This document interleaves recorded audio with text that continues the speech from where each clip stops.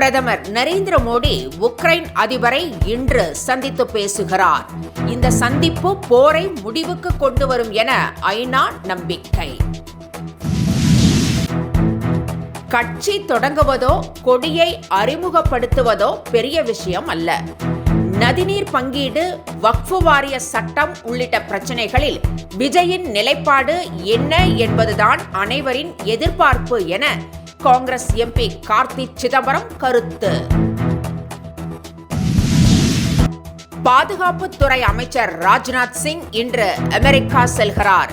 அமெரிக்காவின் பாதுகாப்பு அமைச்சர், தேசிய பாதுகாப்பு ஆலோசகர் உள்ளிட்டோரை சந்தித்து பேசும் ராஜ்நாத் சிங் அமெரிக்க ஆயுத தயாரிப்பு நிறுவனங்களுடனும் ஆலோசனை நடத்துகிறார்.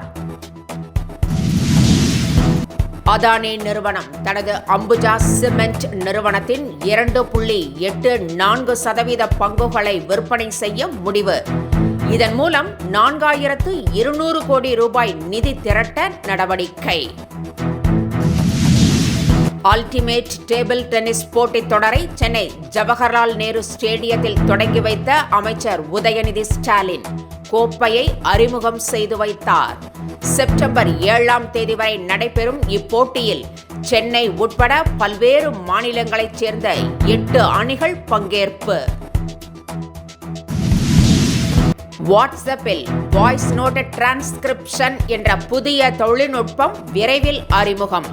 இதன் மூலம் ஆங்கிலம், ஹிந்தி, ஸ்பெயின் உள்ளிட்ட 5 மொழிகளில் வாய்ஸ் மெசேஜில் அனுப்பப்படும் குறுஞ்செய்திகளை அதே மொழியில் எழுத்து வடிவங்களாக அனுப்ப முடியும். பிரிஜ் பூஷன் சிங்குக்கு எதிராக பாலியல் துன்புறுத்தல் வழக்கில் சாட்சியமாக உள்ள மல்யுத்த வீராங்கனைகளின் பாதுகாப்பு நீக்கப்பட்டுள்ளது. வினேஷ் போகத் குற்றச்சாட்டு. கட்சி கொடியை அறிமுகப்படுத்திய 12 மணி நேரத்தில் ஏராளமான விமர்சனங்களையும் சவால்களையும் சந்தித்த விஜய், யானை சின்னத்தை கொடியிலிருந்து நீக்க பகுஜன் சமாஜ் கட்சி வலியுறுத்தல். அறிமுக நிகழ்ச்சியில் தாயை அவமானப்படுத்தியதாக விஜய் மீது விமர்சனம். தமிழ்நாட்டில் ஆட்சிக்கு வருவதுதான் பாஜகவின் இலக்கு. தமிழக பாஜக தலைவர் அண்ணாமலை கருத்து. பாஜகவின் வளர்ச்சியை அணை போட்டு யாராலும் தடுக்க முடியாது என்றும் ஆவேசம். என்றும் உங்களுடன் மை இந்தியா. முக்கிய செய்திகளை உடனுக்குடன் தெரிந்து கொள்ள சப்ஸ்கிரைப் பண்ணுங்க, பெல் பட்டனை பிரஸ் பண்ணுங்க. என்றும் உங்களுடன் மை இந்தியா.